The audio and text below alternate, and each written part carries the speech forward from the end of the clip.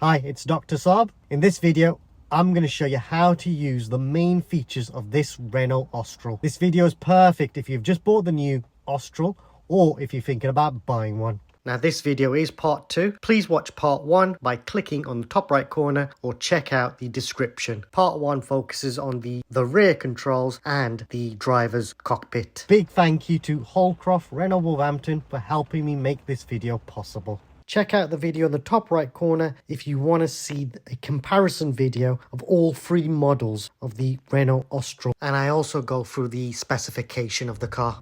Now I'm just going to show you how to set this up.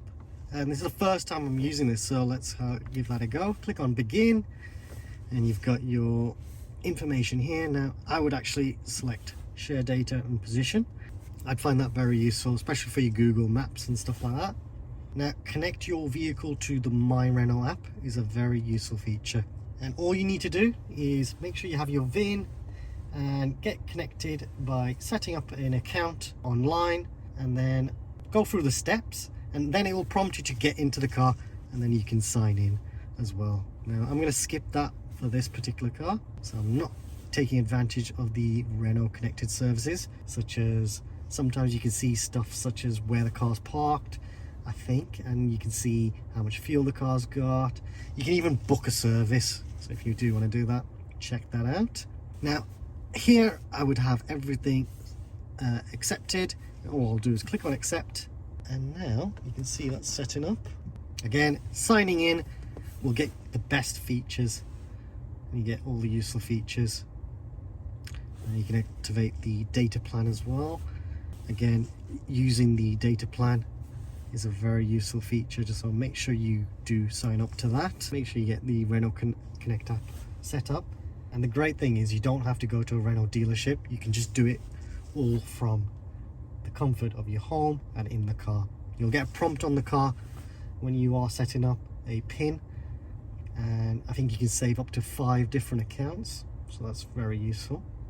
Profile lock, so you can enter a PIN code, so you can set up all of that good stuff.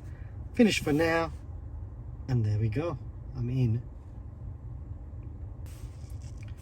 I don't want to do that. You can click on review and click on done, and you can set, you can see you can really customize this car. So for anyone that loves the tech, this is amazing. You can zoom in and out.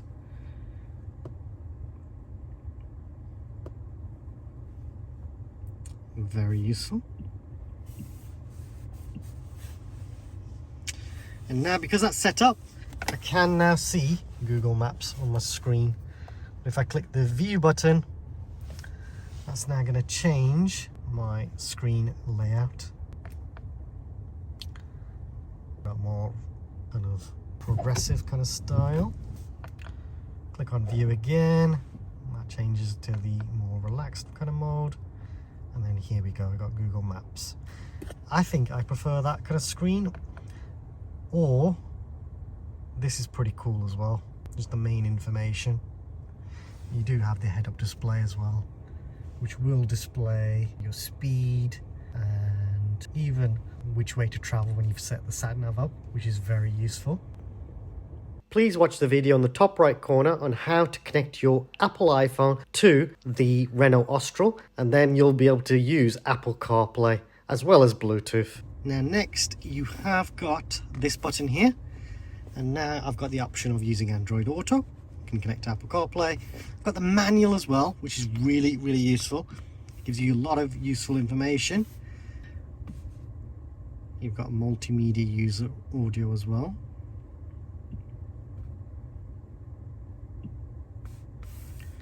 So if you want to do a bit more in-depth learning on the car, come here. And you've got the Play Store as well, where you can download apps such as Waze. You can download the Vivaldi app, and that allows you to watch videos. It's basically a browser which allows you to watch YouTube videos. So that is a very useful app, so definitely download that from the Play Store. You've got Google Assistant as well, and you've got Google News as well, podcasts, Google Maps. Now if you do want to use the Google Maps, click on Maps and you've got access to the maps. Click on search and you can put in a postcode. Now all you do, if you do want to put in a postcode, let's say I want to put in WV2, you can see, just click the numbers.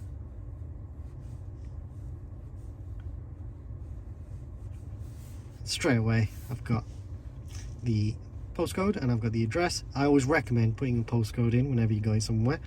Let's say I want to go there, and now I've got the option of clicking here, which gives me different route options if I need to. I can avoid motorways and stuff like that.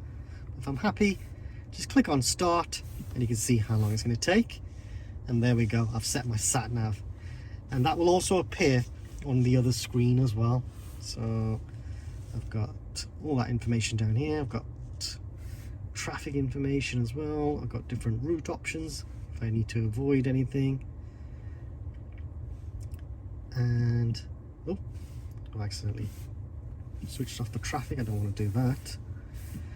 I've got the different routes, alternative routes if I need to, and I can also search for the nearest petrol stations, restaurants, supermarket, because it's Google, should find something decent. And then this button allows me to see the actual route, which is quite useful, quite cool. I can zoom in and out here as well, and I can change the different layout. So I prefer that layout. This is overview is quite good as well. You're trying to go on a different road to avoid maybe traffic, and then to adjust the volume of the sat nav, you can mute here. And when the sat nav talks, then you can adjust the volume, and you can adjust the volume from here if you need to, or from behind the steering. So you can see I've got my map on the front driver display as well, which is very, very useful. And you'll also notice I've got it on my head-up display, which, if you do want to adjust the volume, you can adjust the volume down here like so. And if you push in the middle, that will mute the actual volume. So that's how you use a sat nav. You've also got on the top right corner the temperature, what's outside, the time as well, and then you can see if it's connected. On the top left corner, the car has, I think, got its own built-in SIM card. Down here you can change the volume, which is quite useful. So just showing you to get to the radio. So you've got the different apps. So if I do want to use radio, I have to press this button, I guess. If I press this button, now that button takes me to the radio. So I can listen to music through Bluetooth, connect to USB, Apple CarPlay, Android Auto. We've even got Apple's own music. I think if you could download Spotify if you wanted to. You got access to the sat nav here as well, quick and easy. And you'll also notice on the bottom right corner I've got Google Assistant, and I find using Google Assistant while you're driving is very useful. You can ask Google Assistant to send you to the last previous destination, something like that. So you can ask the Google Assistant to change the temperature of the car for you as well. Now, showing you that, showing you Apple CarPlay, showing you different apps. If I click on this one, this changes the driving mode. So if you need to, you can adjust the different driving modes, like so. You can do it from the steering wheel as well by clicking the multi-sense button. And the great thing is you can configure each mode as well. So if you prefer, you can change the steering effort, and you can also change the driving dynamics. So if you want the car to feel more relaxed, use comfort, or you can change it from normal to sport. Sport will just hold the gears longer. Now, I'd recommend comfort for driving locally around town. Eco if you're stuck in stop-start traffic. Sport is really useful on the motorway, so you'll basically hold the gears longer and you'll get the full power of the car, so overtaking is very easy. Now perso, if I click on configure, what I would do is set the engine to sport mode, so I've got the more sportier setting, and then steering effort I would actually go with low. I like a more relaxed kind of steering feel. And then vehicle dynamics, go for sport. And that, I find, well, on the motorway is the settings that I prefer. Let me know in the comments, what do you prefer? And then you can also change the ambient lighting if you want to. So I can change from loads and loads of colors if I want to. Now there we go. So I can change the ambient lights from here as well. So look, you got loads and loads of colors. You can have fun. You can change a color for every day if you wanted to. Click on OK. That's set. And you can set it to changing as well. Personal. And you can customize that. I'm guessing changing will just change the color randomly.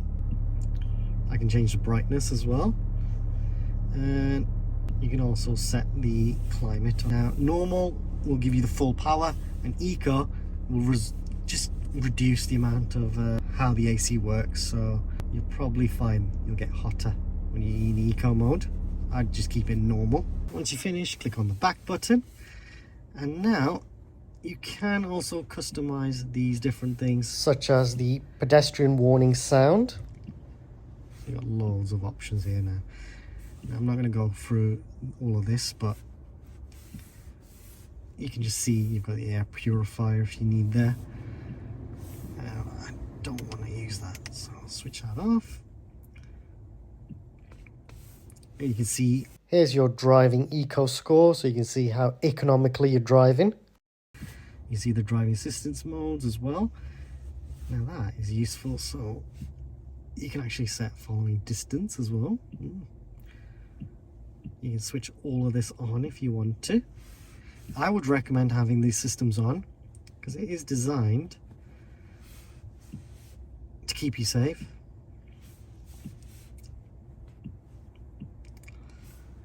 And for insurance purposes, they may ask, why do you have these systems off?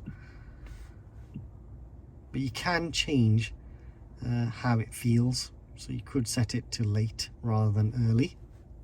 So let me know in the comments, what do you guys prefer? And what you'll notice is when you change the settings here for the lane keeping assist, and what will happen is when you press the button here, you'll get a little warning saying now the lane system is deactivated.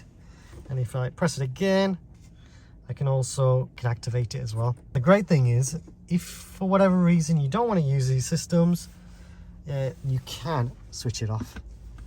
So you can switch it off just like that, and it'll save those settings, unlike most other cars. So it's one of those, for insurance purposes, I'd have those on, only because it's designed to keep you safe. Very useful. You got the parking assistance as well, so you can switch off the parking sensors if you want to. You might want to do that when you're at a car wash, and you can switch off the settings down here. Vehicle, this allows you to customize the car, so you got loads and loads of different settings. So I'd have all of this on. So I like having the mirrors folding when you lock the car. Cockpit, you can customize. Here's where you change the brightness. Head-up display, here you can actually customize the position of the head-up display. So if I click on up, it goes up. If I click on down, it goes down. And you can see what you can display. So driving assistance information displayed, satnav, and then turn indicator sound volume, you can adjust that, and you can even adjust your favorites button. So your favorites button, so if I click on that, that should set that as a favorites button. So now that I've set the favorites button, when I press the star button, that gets rid of the head-up display. If I press it again, you can see the head-up display. Very cool. So I've just did that. You can add widgets as well, so you can customize what the widgets at the bottom do. I like that. So if I want to, I can have the date and time there if I need to. Very cool. I'd probably have it just like that. Maybe the air quality, maybe there. That'd be quite cool. I'll leave it like that for now. Tire pressures, you can see what tire pressures you got. You'll only show the tire pressures once you start driving the car. And then you can check for updates as well. And you can do over-the-air updates, which is quite useful. And you got all the information here.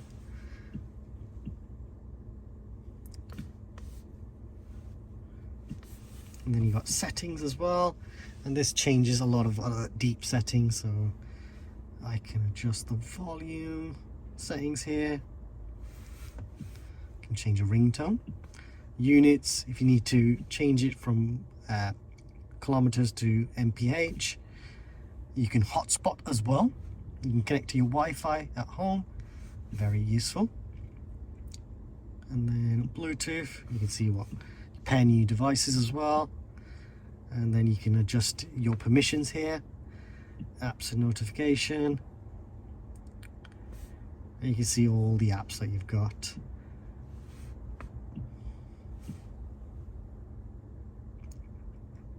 Apps permissions, you can adjust that here.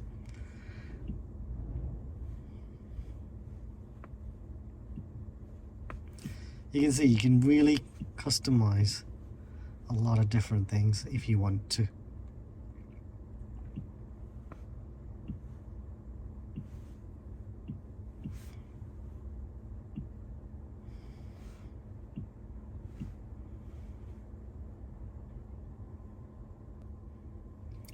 You can change the date and time here as well if you want to, the format if you need to. You've got all of that. Storage just tells you how much you've used, how much you've downloaded in terms of apps and stuff like that. Profile protection, and you can customize the pin and stuff like that if you need to. And then system, that just gives you information on what the latest software is on the car. And you've got Google Assistant here as well, just giving you a bit of extra information. So if you don't like saying hey Google, you can switch that off if you want to, and you can, Google will actually provide suggestions. If you don't like that, you can switch that off. Now if you have bought a used car and you want to set the car up back to the original settings, go to reset. So go to vehicle here, go to settings, go to system, and then click on reset options. And then what you want to do is click on restore factory settings. So if you have messed up the settings, maybe click on reset here, click reset there, and now the car will go back to factory settings, and then you can customize the car again to how you want it. So it might be useful if you've bought a used car, or if you feel you've messed up the whole system, you can do that. Please watch the video on the top right corner on the full process on how to reset the infotainment screen, or check out the link in the description below. So you can adjust the volume here as well, and if you press this button, that will switch the screen off. You have to hold it, and then you get the option of safe mode. You can switch it off so that you can give you a chance to clean the screen, or you can just completely switch it off if you want to. Click on standby. So that might be useful if you're driving in the night and you don't want the screen on. You can click on minimal display if you wanted to. Now down here we do have the controls for the temperature, so you can touch the screen here if you want to. Now, this is really useful. You have got physical buttons, so I can adjust the temperature from my side, and the passenger can choose their temperature on their side if they want to. The recommended temperature is 22 degrees. So if you do want it at 22 degrees, click on sync, and now you'll notice the passenger side is also 22 degrees. And whatever temperature I choose, it'll always be synced to me. So you'll see 22.5, 22 degrees.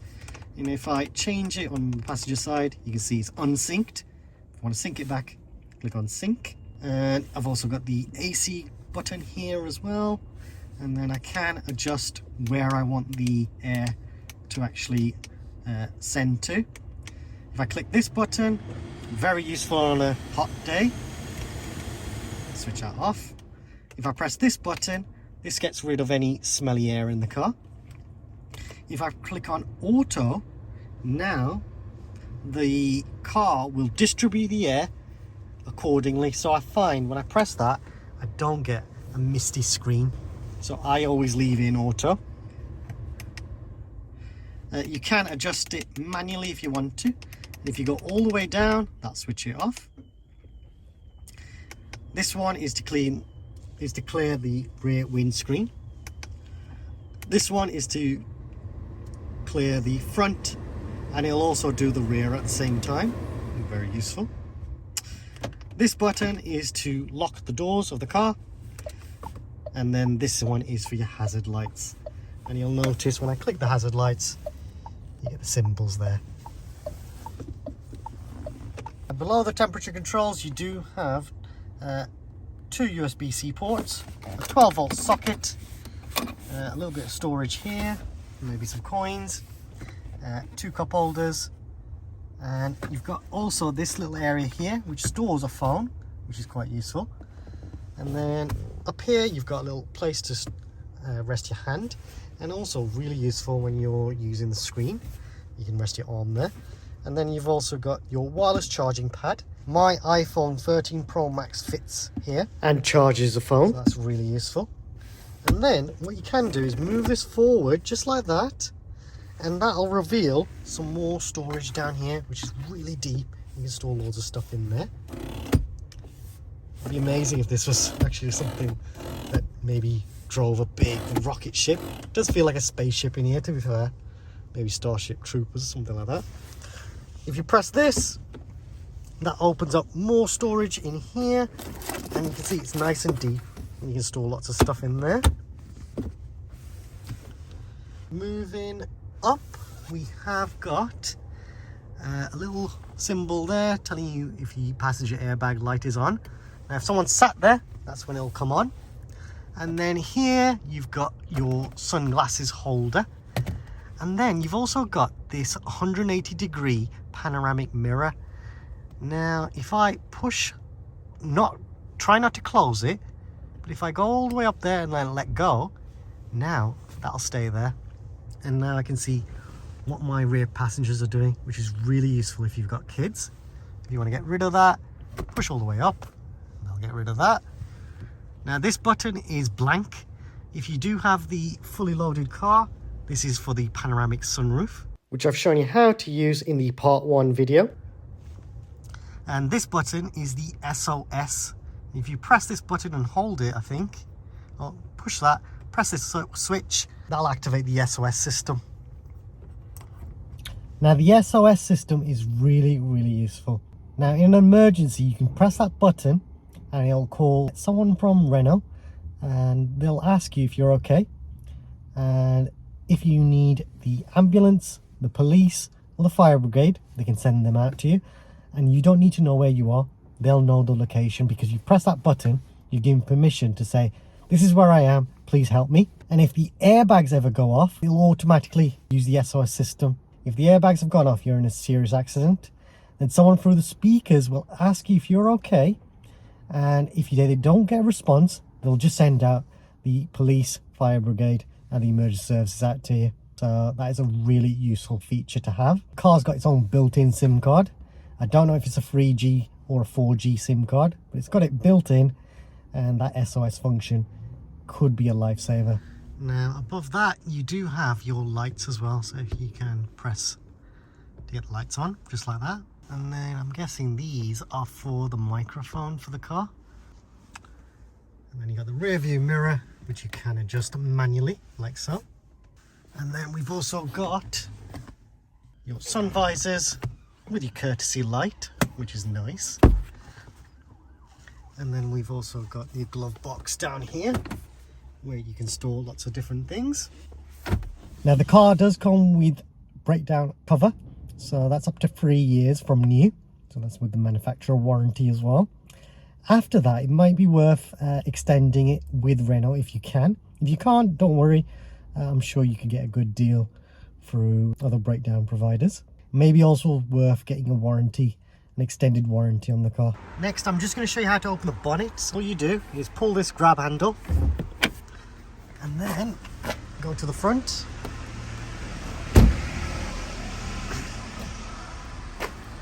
There's a little catch just there. Move it to the side. What I was doing, moving that to the side, lift it up, and because it's on gas struts, it's opened up.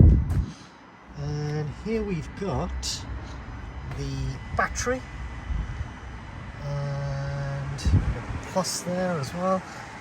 Now, because this is a self-hybrid, I would recommend you not putting this on charge. Probably get some advice from your local Renault service centre if you can put it on charge. But you've got your washer fluid here, and then you've also got some of the fluids that you can put in. See, loads of different things going on. Got your electric motor, got the engine here as well. Now once you've finished, all you do is grab this, make sure it's on the center, and then push hard, and there we go, that's closed the bonnet. And when you do that, it'll be perfectly lined up.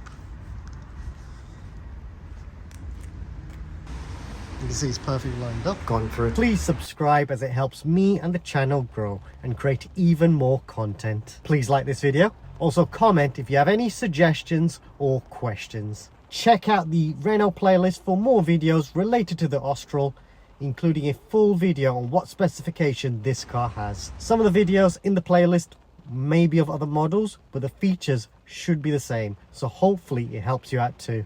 And maybe in the future how to use the self-parking feature, and maybe in videos on how to use the cruise control and speed limiter. If I get a lot of requests, then I will try and make those kind of videos for you. There is a new thanks feature. If you want to donate to the channel, then please feel free to use this feature, and any money raised through YouTube will be used to buy more equipment. Thanks for watching.